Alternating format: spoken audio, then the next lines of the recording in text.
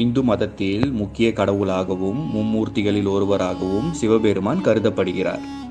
சிவனை வழிபடுபவர்களை சைவர்கள் என்று நாம் அழைக்கிறோம். சிவன் பல வடிவங்களை எடுத்துள்ளார்.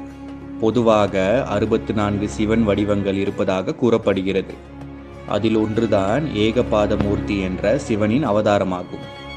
பிரம்மன், விஷ்ணு, சிவன் ஆகிய மும்மூர்த்திகளும் ஒரே உருவத்தில் காட்சி அளிப்பதையே ஏகபாத மூர்த்தி என்று நாம் அழைக்கிறோம். ஏகபாத மூர்த்தி 4 கரங்களுடன் நெற்றிக்கண் கொண்டு ஒரே காலில் நின்ற கோலத்தில் காட்சி தருகிறார். சிவபெருமான் நடுவில் ஒரே காலில் நின்ற கோலத்தில் இருக்க, அவரின் இடுப்பின் வலது பக்கம் பிரம்மாவும் இடது பக்கம் விஷ்ணுவும் காட்சி தருகிறார்கள்.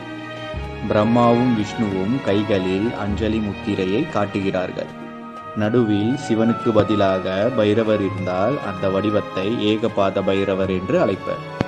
சிவபெருமானின் ஒற்றைக்கால்